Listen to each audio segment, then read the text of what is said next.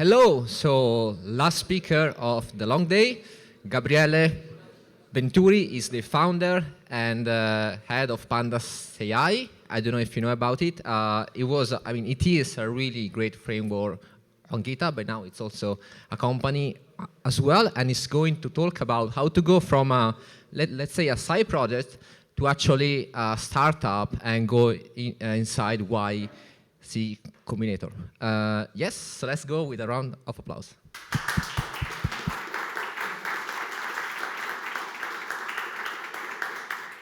Yeah, hi everyone. It's a pleasure being here, especially after I've seen other speeches, which are like I must confess I have like imposter syndrome a little bit. I was like, should I run away? But no, I am here. So yeah, I'm Gabriele. I'm the founder and the CEO of Pandas AI. So Pandas AI is a library that we launched in 2023 to basically making data analysis conversational. That's how we were pitching it back in the days. So this means that it was 2 years ago, and it feels like an epoch ago. It feels like dinosaurs compared to what we have now.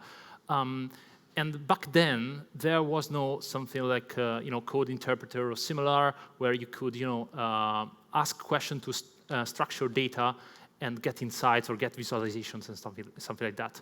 I was working on some side hustles, basically, because basically I left my job it was early 2023. It was in January, because I could see this huge potential of disruption in generative AI.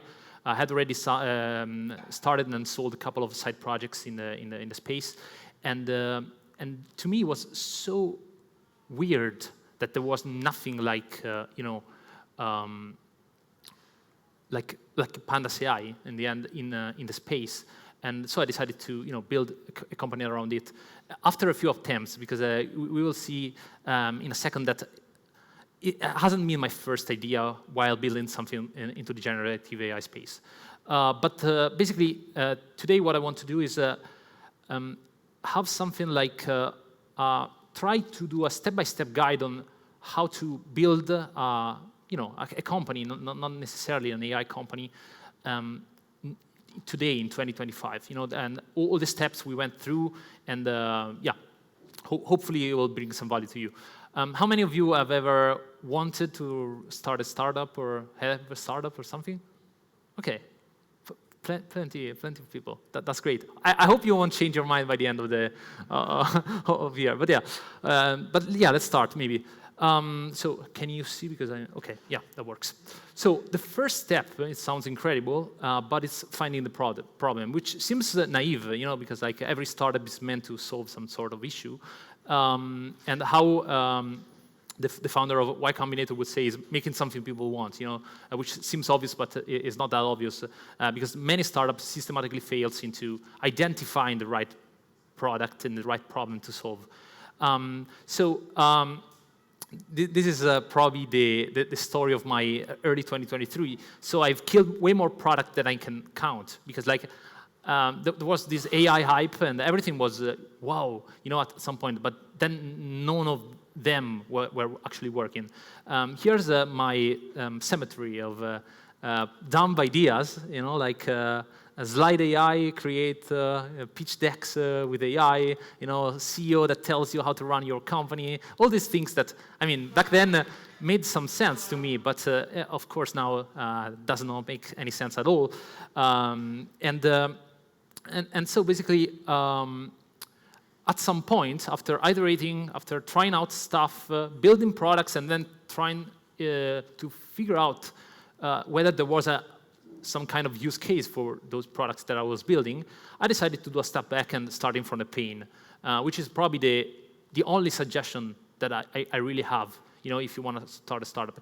As I said, it sounds obvious, but as technical people, we tend to fascinate about technology, so we rather start from the technology rather than the problem. And then we try to say, okay, how could I use this technology? Maybe it's your problem or someone else's problem, but it doesn't really scale to the extent that a startup needs it to scale. And so I started from a pain that I have had in my past experiences as a founder, as I said, in past experiences.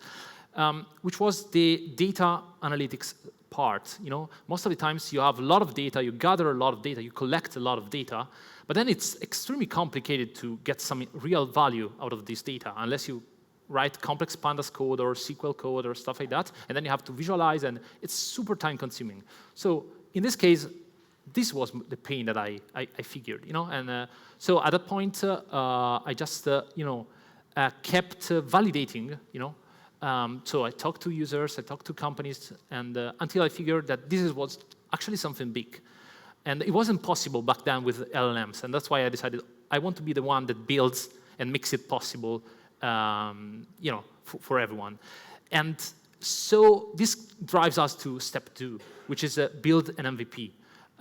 MVP means minimum viable product, so it means that it has to be the very minimum, because to prove your concept, to prove your idea, to prove that you can solve the problem, you need to build a product that ideally you can build in 1 or 2 days. That's the ideal time frame that you should have in mind when you try to build an MVP. Of course, there are different use cases and different casuistics that makes it sometimes impossible to build in a couple of hours.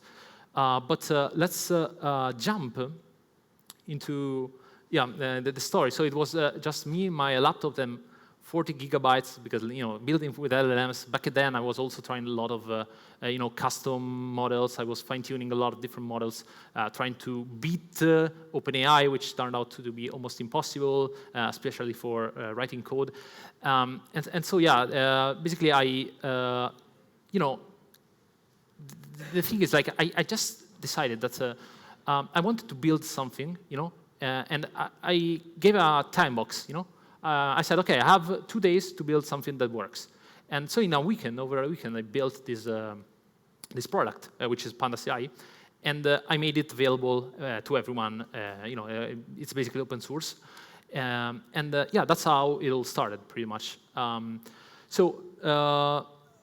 Step 3 is finding the go-to-market, because this is extremely important. Okay, now some people have a problem, you're trying to solve with the MVP, and now you need to find the right go-to-market, at the end. So how, basically, to translate it, is how does people become aware that you are now solving this problem that wasn't solved back in the days, So that's the idea of and how do you communicate to a lot of different people? In our case, it all happened with the virality has been our go-to-market pretty much. So we launched on GitHub. It was end of April.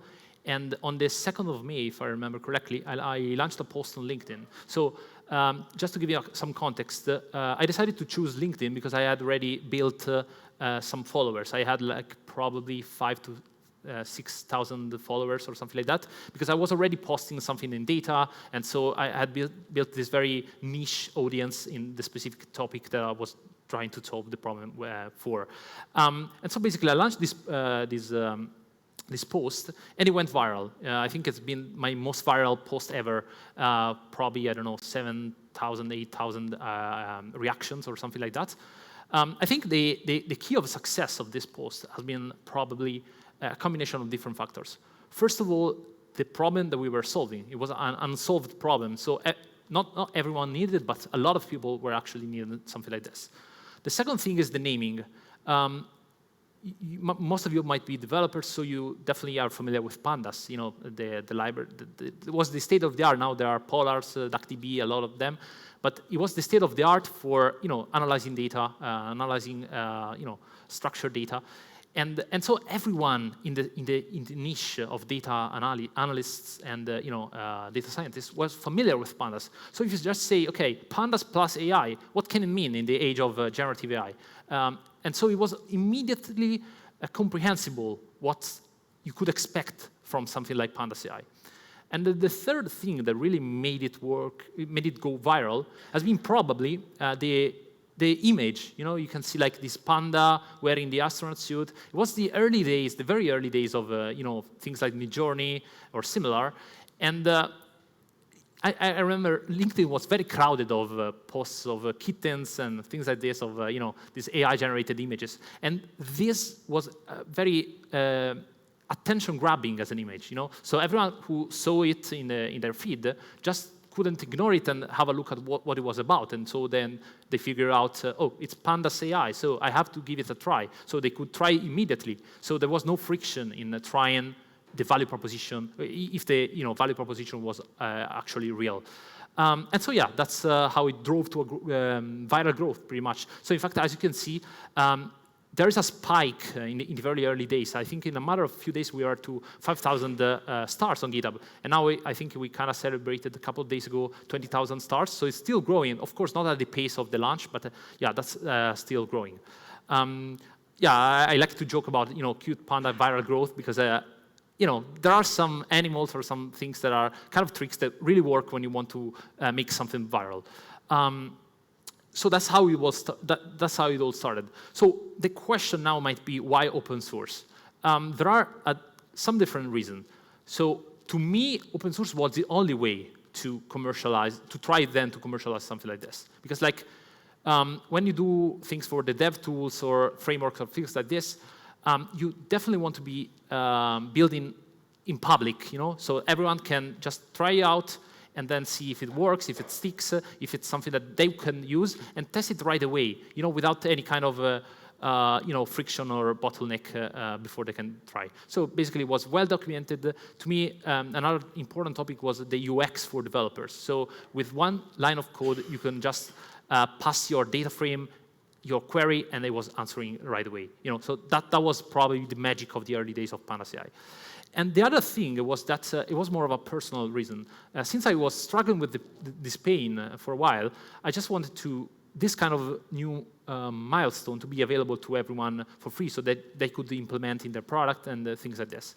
And as I said, as I also mentioned, building in public is the other great topic that really works because you get, people, they fall in love with your path, your story as a founder, and so they are very good supporters. Maybe part of them won't even use the product, part of them will, but they love the drama behind it, so to keep being up to date about what's going on. The step 4, once you have built something that works, you have traction, you have people using it and loving what you built, is raise around. This is optional. This is a choice can be made. You can decide, oh, I want to raise around, I want to scale big, or I just want to run my own company, something small, and it's still good. It just depends on what kind of business you want to run and things like this. So this is very personal. That's why I marked it as optional. To raise around, just for you to visualize some data. So we launched on May, and in 1 month or so, we came up with the round, pretty much. Of course, if any one of you wants to build in open source is super hot for investors nowadays. So if you launch it in the right way, you can try to achieve this viral growth, in particular in this intersection of open source and AI. And when you try to launch something and it really sticks, investor will fall in love with this idea. As I said, it's open source, which is super trendy for investors. It's AI, which is another great topic for investors. And so it's very easy if you play your cards in the right way to just raise around. So we closed in, as I said, in a matter of a month since we started. And then probably the best thing in my life happened. It was October 2023, when after having applied for, I think, the 3rd or the 4th time to Y Combinator, I received this letter that we were in. And that has been probably the most exciting thing. I mean, if any one of you wants to be a founder, I think you definitely know Y Combinator, but for the ones that don't know, it's the biggest accelerator in the world based in San Francisco. Like startups like Airbnb, Stripe, and even OpenAI to some extent have been created within Y Combinator and are now worth billions. So getting into YC after applied for 3 or 4 times has been like my dream came true. And this is extremely important to me. The fact that I applied 3 times actually before I got in. Like the first time we applied, and we went to the interview, which is already a great milestone, and we got rejected brutally because they weren't convinced about the team, they weren't convinced about the product itself, and so they just rejected. It was another startup actually. The second time I applied with Pandas AI, and I got rejected. Like oh, we don't understand the value of this. Prove us wrong. That was kind of the message that they told. And then after 3 times, I don't know, maybe they appreciated the persistence of, this guy. They just wanted to get rid of me. Otherwise, they were like, oh, this guy will keep continuing applying if we don't get him. But yeah, I don't know.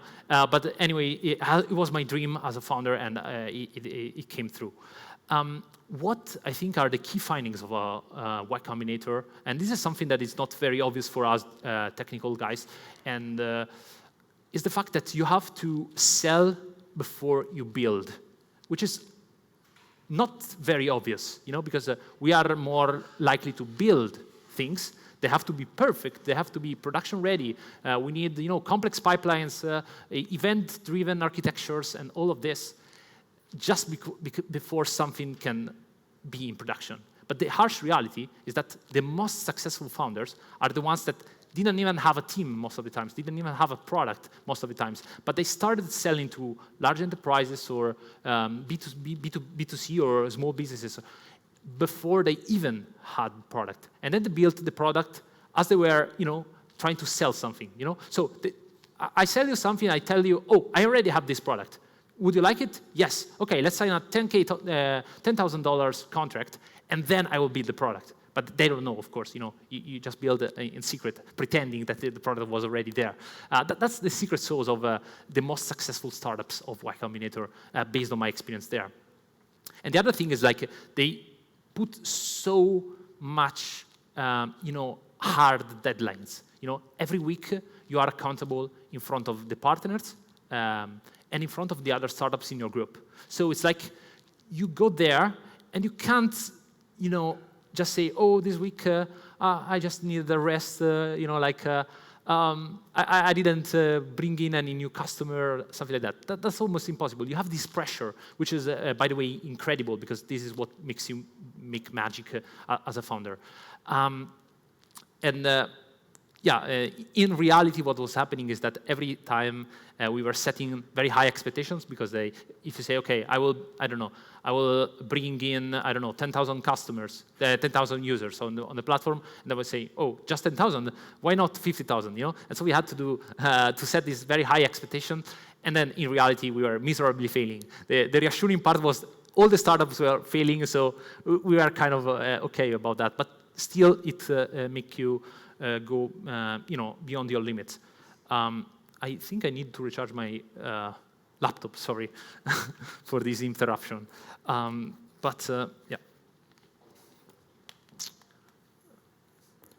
this AI is killing my battery, unfortunately. So we have this. Okay, let's see if it works. Yes, thanks. These recent models are killing my battery, literally. But yeah, sorry about that. Anyways, so I think if you are into AI or if you are into building a company, I think YC is definitely the best experience you can aim for. So I highly encourage you to apply, and don't give up if they just reject you. Basically, we went there after raising the round. So either way, even if you have raised a pre-seed, go for it, because I think it's the most exciting thing you can do in your life if you like, this kind of experience. But moving on, hopefully, okay, let's see. Yeah, this drives us to step 5. Make your AI production ready. And this is more AI tailored, so the AI part maybe comes into play. Because I don't know how many of you have played around with, LangChain or just the plain OpenAI things.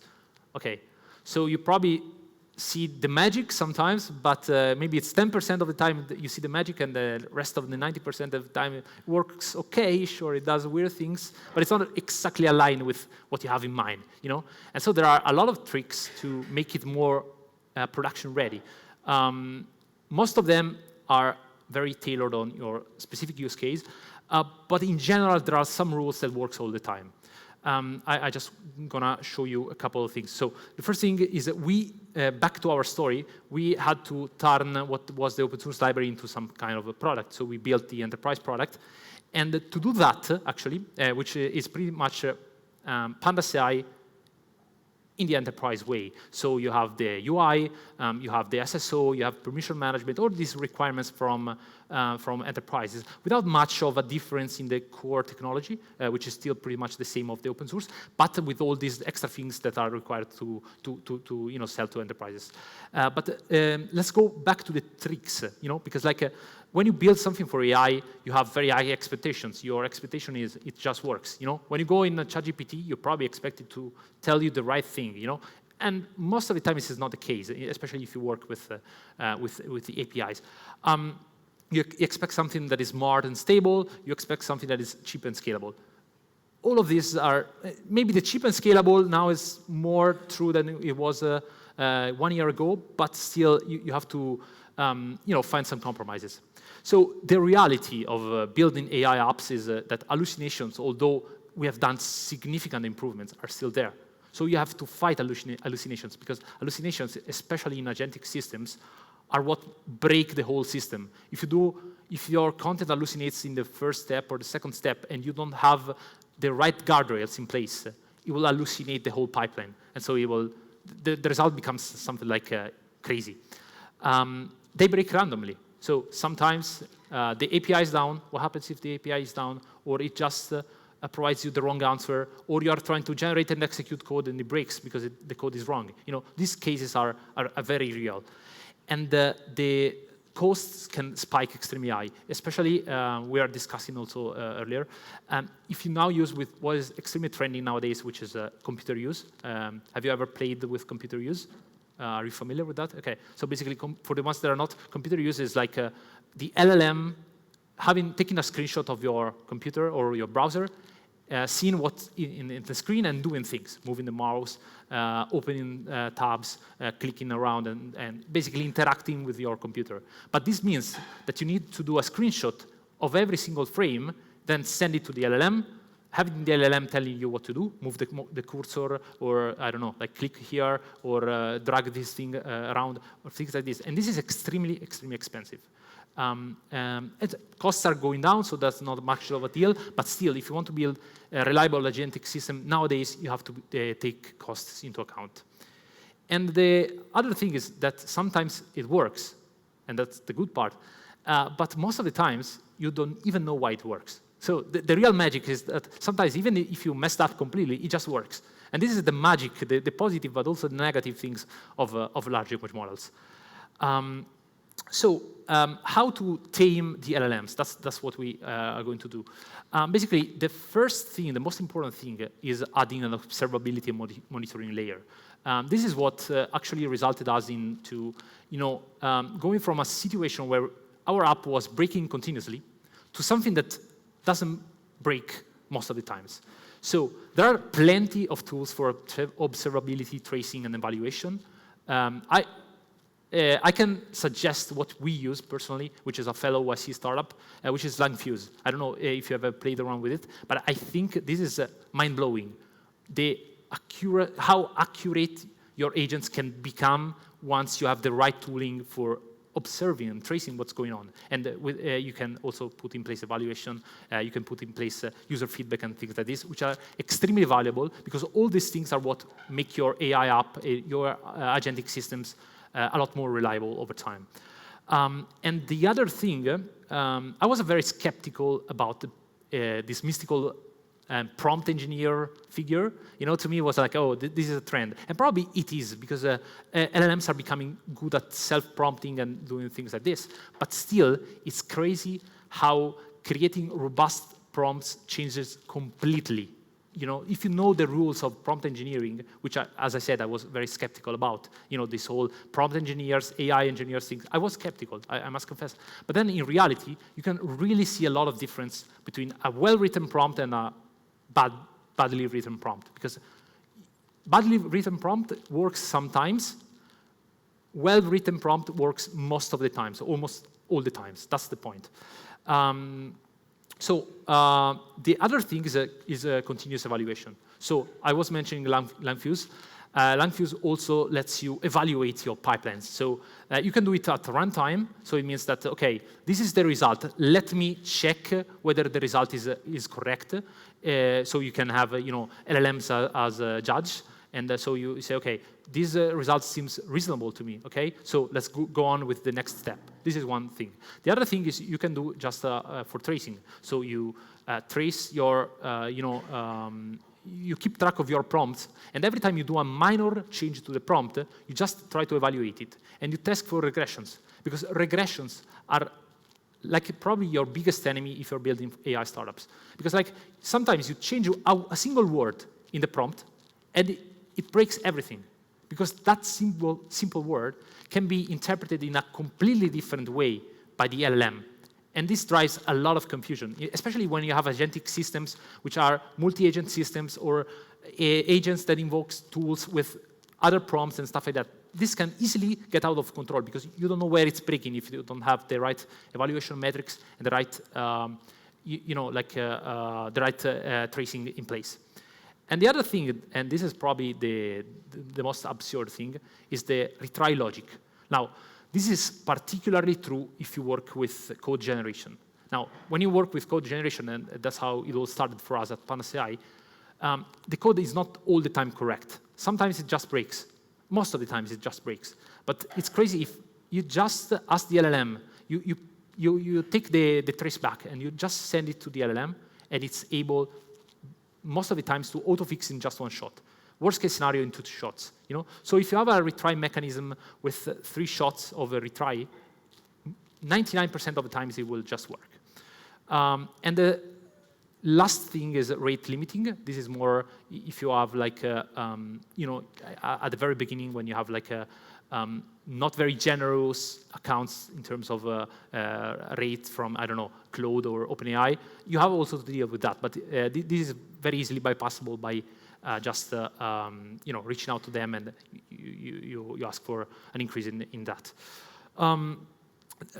There are 2 main concerns when you build complex agents in 2025. One thing is that most of the production agents that we see nowadays are agents that are capable somewhat of writing code. Now, think about it. Of course, like LLMs are super powerful, but how many things can be done with code? Virtually everything can be done with code. If you can use the right library, if you can just combine different libraries, install different libraries, execute code, and things like this. But there's a big problem. Code is unpredictable. So you don't know what code you're running in your own machine.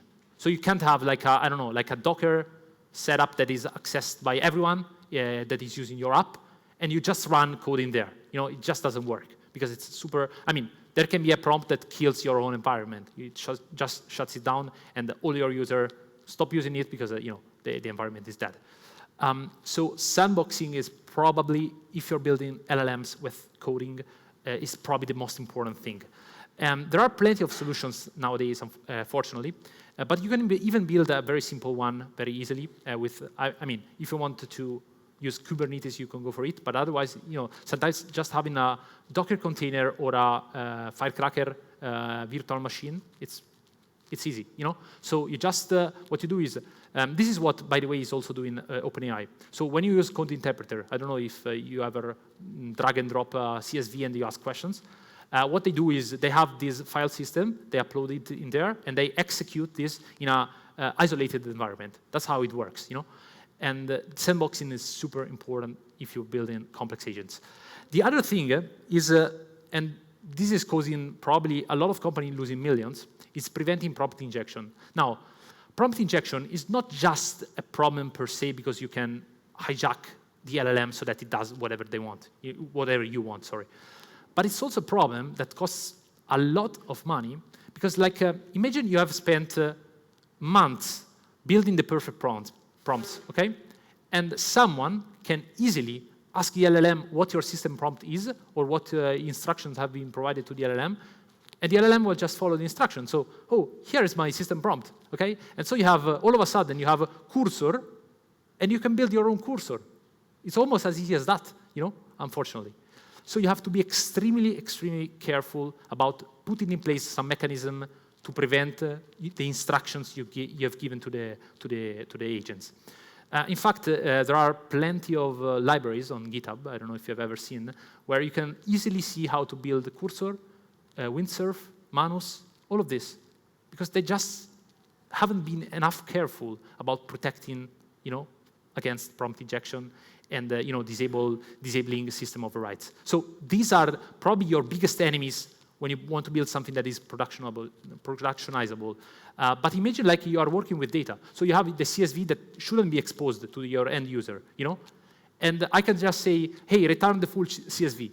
And then the agent just returns the full CSV. And maybe it contains super sensitive information. So these things are super, super important. And this is where you should put probably 60% of your time when you build something for production. And step 6, what's next? So what are, it's LLM focused, this one. So of course, there are plenty of AI trends. There are, of course, a lot of different things. In particular, I'm a huge fan of diffusion models. But for the sake of simplicity, I just stick to, LLMs trends and agentic trends, as we will see. So what are the next trends for AI?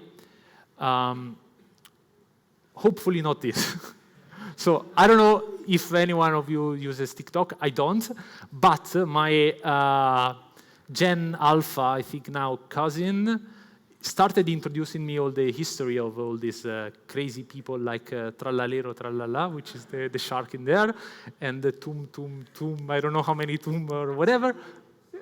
Yeah, exactly. But I always forget the amount of Tum that I have to put. And all the words about the crocodile, because there's a word from the goose and the crocodile, so just kidding. But yeah, so this is probably, hopefully not the AI trend that we will see. But let's talk about vertical agents. Now, from, I think, May, June last year, we started seeing this new vertical agent buzzword. What is a vertical agent? Now, the vertical agent is something that is specialized. It's a specialized agent tailored for one specific use case. So the goal of the vertical agent is to automate complex tasks that are domain specific, so tailored for one specific domain. I don't know. It can be something about legal, something about tax advisory, something about dealing with CSV. So what Pandas AI is at the end of the day is a vertical agent because it's a data analyst agent, And so this is the trend that is here, and I think it's here to stay.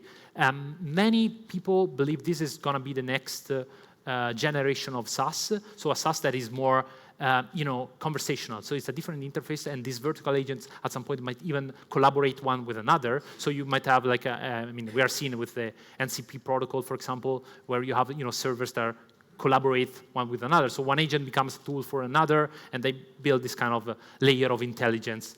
So this is a huge topic because it's like some people believe that this is like the next generation of SaaS, as I said.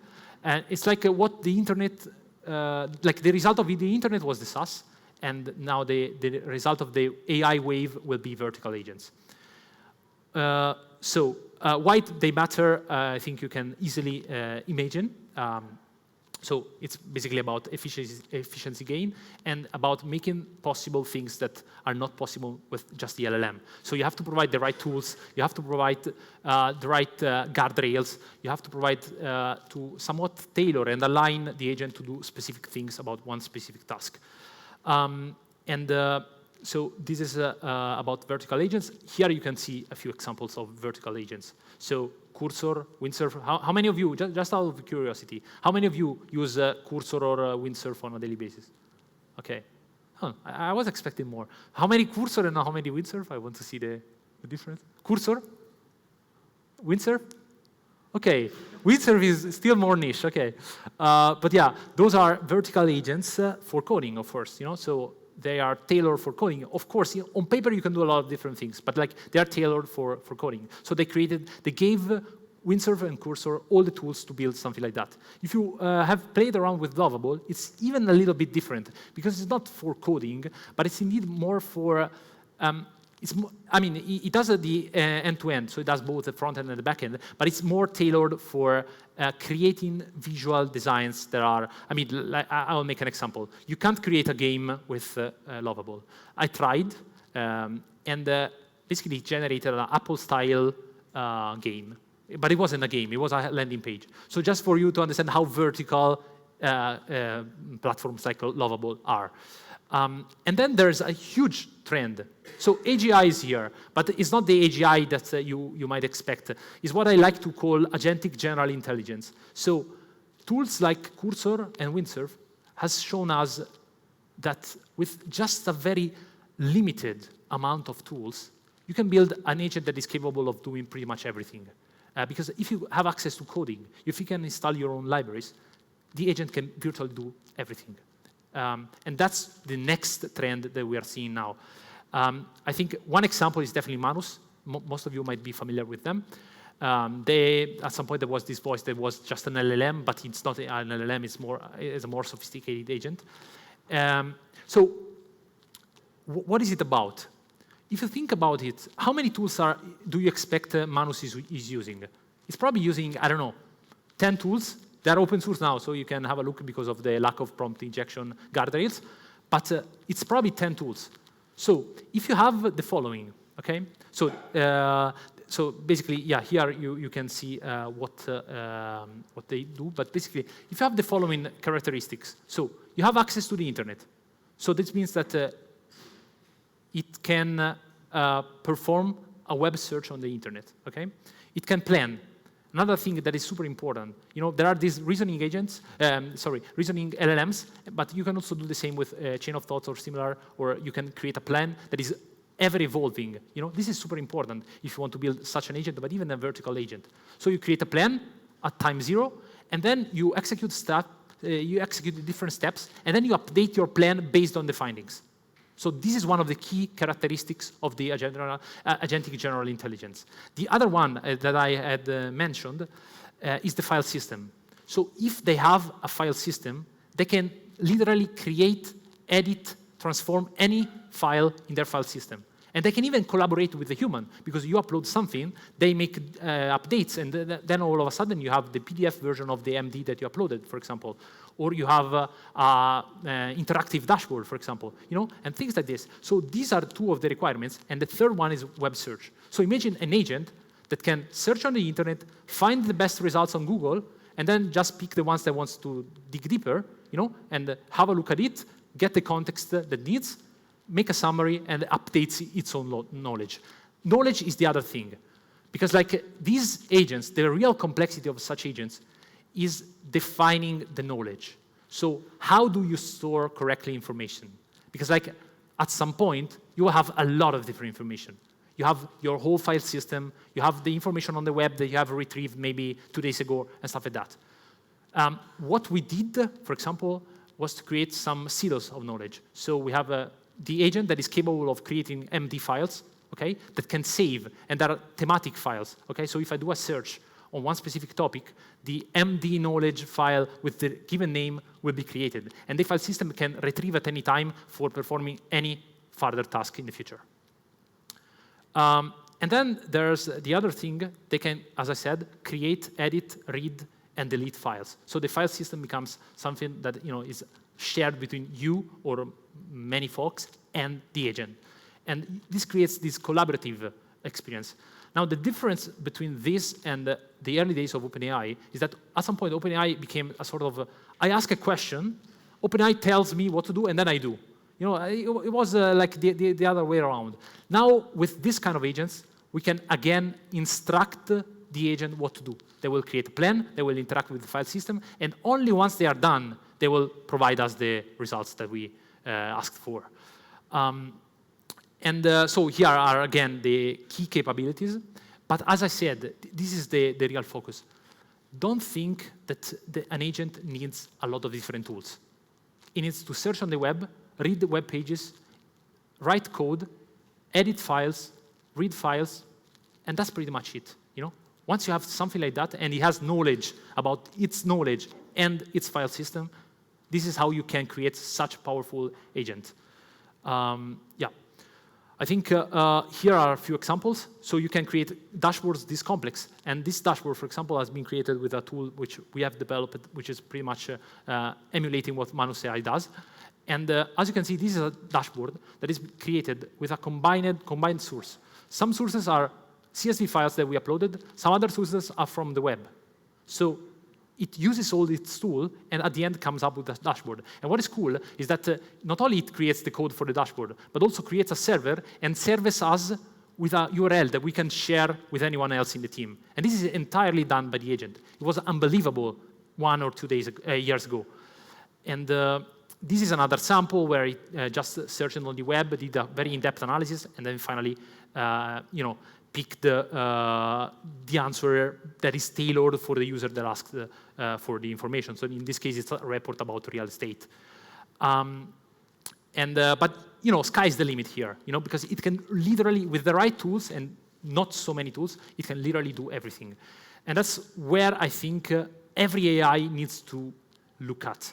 Because when you build a vertical agent, soon enough, your users will start saying, oh, but I asked the LLM to do something like this, and it didn't do. Yeah, of course, it's not tailored for that, But the expectations of users are increasing so much at such a fast pace that it's becoming impossible unless you have this kind of general intelligence layer to keep the pace for the user expectations. Yeah, I think that's it. Thanks a lot for your attention. It's been a pleasure being here.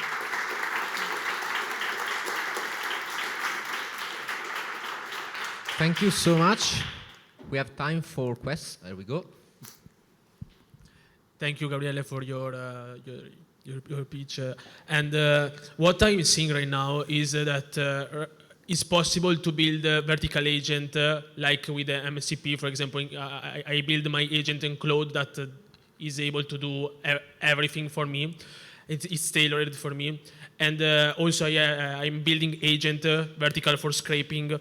And my question for you is, you said before that SaaS is going to die, as we see right now, and they are vertical. They will be vertical agent. Do you think that there are a couple of there are a bunch of vertical agents? Because my bet is that. Or as a company, a startup, you are going to build a very good tool that the agent is going to use, or you are going to build an agent, but in this case, you are going to go against like biggest company like OpenAI, Anthropic. So what is your vision? Is better to have a good tool as a startup, or to have a good agent for a startup?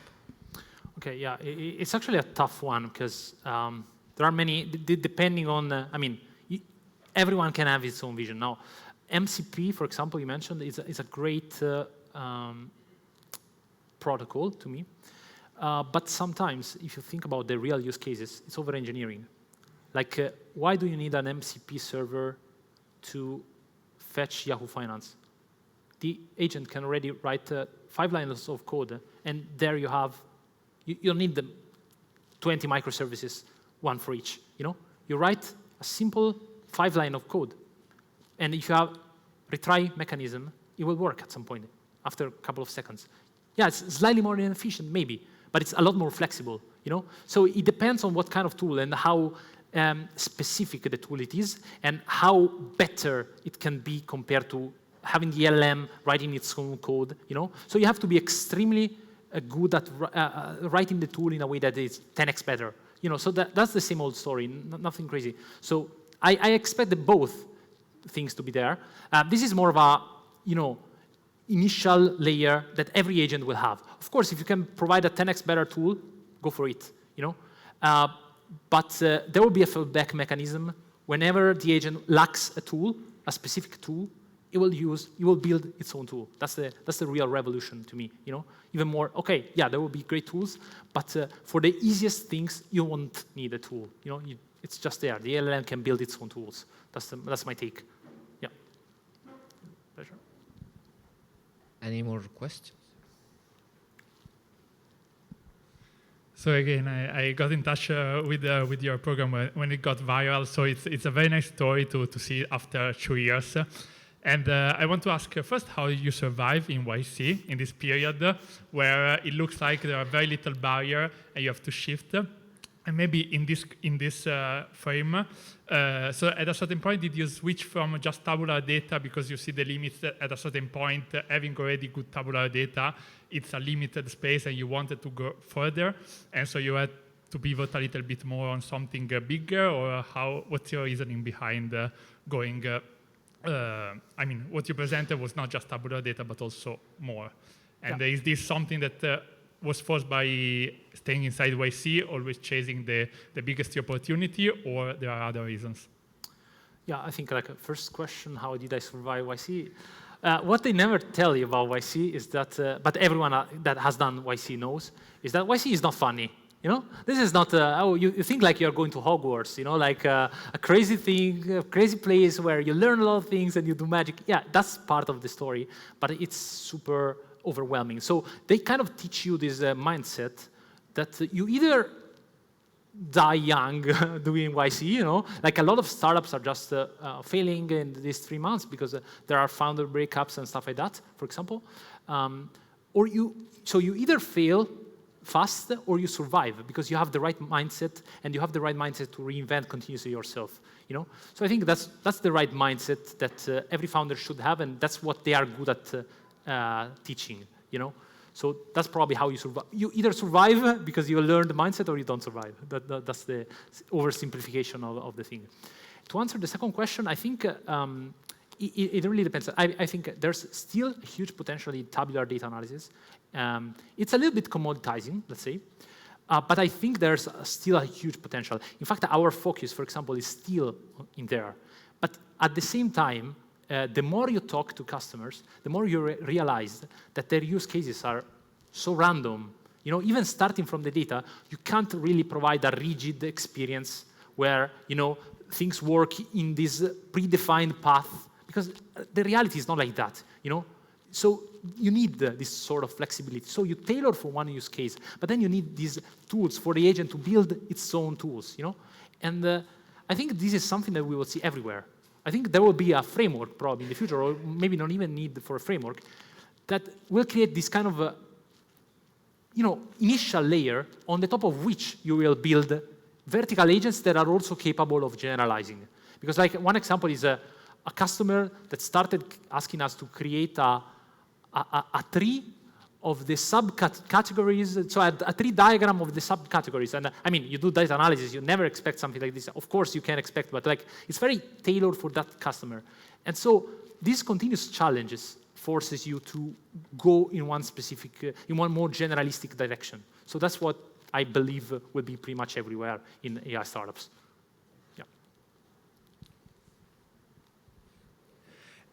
Really, thanks a lot for these honest insights, and it felt really true. Everything you said, was really touching. I think that you tell your whole story, and including all the pain and everything.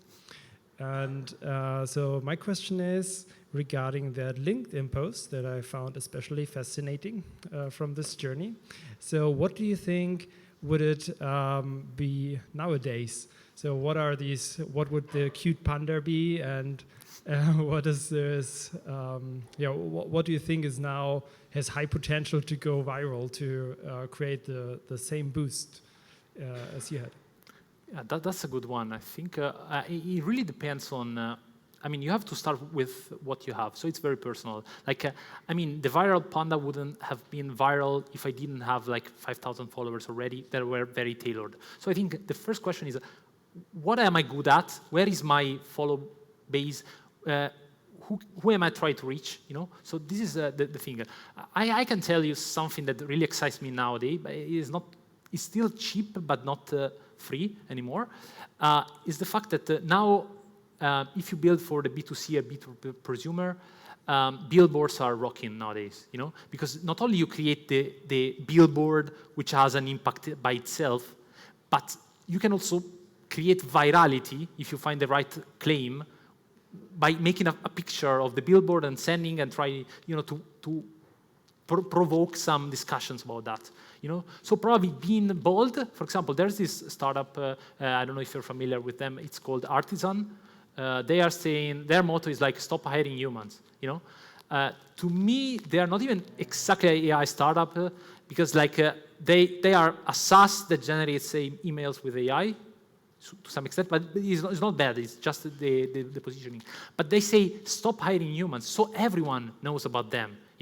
Because of this bold claim. So probably now is the time to be bold about the claims. Of course, this is like what they do in the US. So it's like fake it until you make it to some extent. So, but then you have to make it. That's the other part of the thing. But yeah, I think probably something like that. You have to find unconventional channels.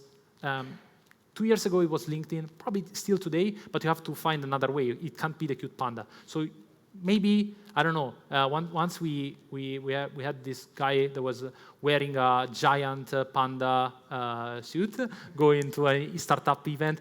So things like this. You have to be creative, I think. So paid advertising is almost dead nowadays, unless you have millions to pour into that. So you have to be creative. There's not one solution fits all, maybe. Something surprising. Yeah, exactly. Yeah. Exactly. That's Cool. And genuine as well. Mm-hmm. Yeah. Thanks. It's a pleasure.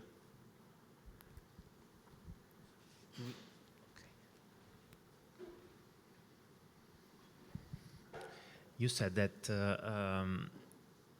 raising around is optional, but was it an easy choice for you? Can you say something about that? Yeah, definitely. I think it's optional because a lot of people underestimate,